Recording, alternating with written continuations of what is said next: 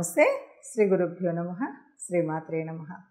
ఆదిత్యాయ చ సోమాయ మంగళాయ బుధాయ గురు శుక్ర శనిభ్యే రాహువే కేతవే నమః. శ్రీమాత శ్రీ మహారాజ్ఞి శ్రీమత్ సింహాసనేశ్వరి చిదగ్నికుండ సంభూత దేవకార్య సముచిత. అందరికీ శుభోదయం. ప్రతి మాసంలోనూ మాస ఫలాలు పక్ష ఫలాలు తెలుపుకుంటూ ఉన్నాం కదా.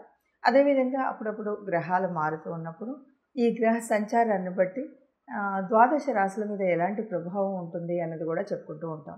అందులో భాగంగా మరి మే 1 నుండి గురుగ్రహం మారబోతుంది. గురుగ్రహం అంటే మనకు తెలుసు చాలా పెద్ద గ్రహం. ఈ పెద్ద గ్రహం ఒక రాశి నుండి ఇంకొక రాశికి మారాలి అంటే దాదాపు 1 సంవత్సర కాలం మీద కొన్ని రోజులు పడుతుంది. ఈ సంవత్సర కాలం కూడా గురువు మారిన తర్వాత ఫలితాలు వేరుగా ఉంటాయి. ఎందుకు అంటే గురుగ్రహం అత్యంత శుభగ్రహం అని చెప్తాం. గురువు యొక్క దృష్టి ఉన్నట్టయితే గురువు యొక్క స్థితిని బట్టి దాదాపు అనేక రకాలైన కష్టాలు నష్టాలు పోయి సుఖాలను ఇస్తుంది. చాలా వరకు మనకు ఎంతటి మిగతా గ్రహాల దోషాలు ఎన్నున్నప్పటికీ గురుగ్రహం కనుక సరైన స్థానంలో ఉంటే ఆ చెడంతా పోతుంది అన్నదే మనకు శాస్త్ర ప్రామాణికం. దీని ప్రకారంగా చూస్తే మనకి మరి గురువు మారుతూ ఉన్నప్పుడు మారినందువల్ల ఏ ఏ గ్రహాలకు ఎలాంటి ఫలితాలు ఉంటాయి అన్నది తెలుసుకోవాలి. అంటే దీనికంటే ముఖ్యంగా మనకి ఇంకొక మాట కూడా చెప్తుంటాం. గురుగ్రహం ఎప్పుడెప్పుడు మారుతుందో ఆ మారినప్పుడు తప్పనిసరిగా ఒక నదికి 12 నదులకు 12 సార్లు మనకు పుష్కరాలు వస్తాయి. 12 సంవత్సరాలకు ఒక పుష్కరం వస్తుంది కదా. ఈ గురువు గ్రహం మారినప్పుడు పుష్కరాలు వస్తూ ఉంటాయి అన్నమాట. అలా ప్రతి సంవత్సరం ఒక్కొక్క నదికి పుష్కరాలు వస్తుంటాయి. ఇది గురుగ్రహం యొక్క ప్రత్యేకత. అంతేకాదు అనేక వేల చెడులు నష్టాలు కష్టాలు ఉన్నటువంటి వాటిని ఒక్క గురు దృష్టి ఉన్నట్టయితే ఇవన్నీ కూడా పొడగొడుతుంది అన్నటువంటిదే మనకు తెలిసిన విషయం. మరి ఇప్పుడు ద్వాదశ రాశుల వారికి ఎట్లా ఉందో చూద్దాం. తదుపరి వృషభ రాశి.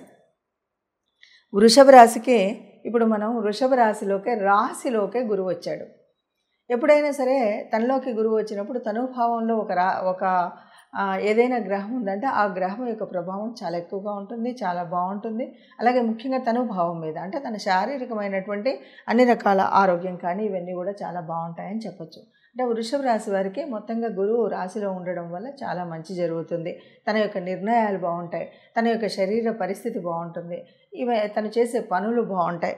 ఇన్నింటితో పాటు దృష్టి చూస్తే కనుక పంచమ దృష్టి ఉంది, సప్తమ దృష్టి ఉంది, నవమ దృష్టి ఉంది. అంటే పంచమ దృష్టి అంటే పంచమము అనగానే సంతానానికి సంబంధించినటువంటివి, అలాగే మనం నేర్చుకునేటువంటి ఏదైనా వేద విద్య ఇలాంటివన్నీ కూడా పంచమంలో వస్తాయి. కాబట్టి వీటన్నింటిలో కూడా చక్కటి పట్టు ఉంటుంది. మన సంతానానికి అన్ని రకాలైనటువంటి ఉపయోగాలు ఉంటాయి.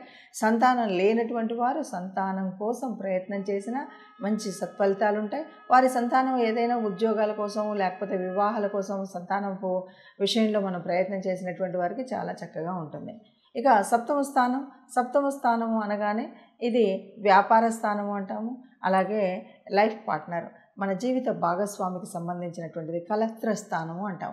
ఈ కలత్ర స్థానం మీద గురువు యొక్క దృష్టి ఉంది కనుక ఎవరైనా పెళ్ళి కాని వాడు ఉంటే ఆ పెళ్ళి తప్పకుండా మీరు ఏదైనా సరే పెళ్ళి కోసం ప్రయత్నాలు చేస్తే చక్కగా ఉంటాయి. అయితే ఇప్పుడున్నటువంటి కాలంలో కొద్దిగా మే నుండి ముహూర్తాలు లేవు కనుక అదే ఆగుతుందే తప్ప ముహూర్తాలు రాగానే ఆ విషయంలో చక్కటి సత్పరిణామం ఉంటుంది. అట్లాగే ఎవరైనా వ్యాపారం చేయాలనుకుంటే పార్ట్నర్షిప్ వ్యాపారానికి కూడా బాగానే ఉంటుంది. ఇక 9 అంటే ఇది పూర్వపుణ్యస్థానం. తండ్రి నుండి కానీ గురువు నుండి కానీ పెద్దల ద్వారా కానీ మంచి మార్గదర్శనం దొరుకుతుంది. అలాగే వాళ్ళకి మంచి జరుగుతుంది. దాంతోపాటు మనకు పూర్వీకులకు సంబంధించినటువంటిది ఏదైనా మనకు వచ్చేటువంటిది ఉంటే అది కూడా వచ్చేటి అవకాశం ఉంటుంది. చక్కటి గురు మార్గ నిర్దేశనం అంటారు కదా, ఇవన్నీ కూడా దొరికేటువంటి అవకాశం వృషభ రాశి వారికి ఉంటుంది. ముఖ్యంగా చెప్పాలి అంటే గురు గ్రహం మార్పు ద్వారా వృషభ రాశి వారికి అన్ని విషయాల్లో చాలా ఉత్తేజంగా చైతన్యవంతంగా ఏది చూసినా కూడా ఆనందదాయకంగా ఉండేటువంటి పరిస్థితి ఈ సంవత్సర కాలం గురుగ్రహం మార్పు వల్ల ఉంటుంది అని చెప్పచ్చు. మనకందరికీ తెలిసిందే గురుగ్రహం అంటే పెద్ద గ్రహం.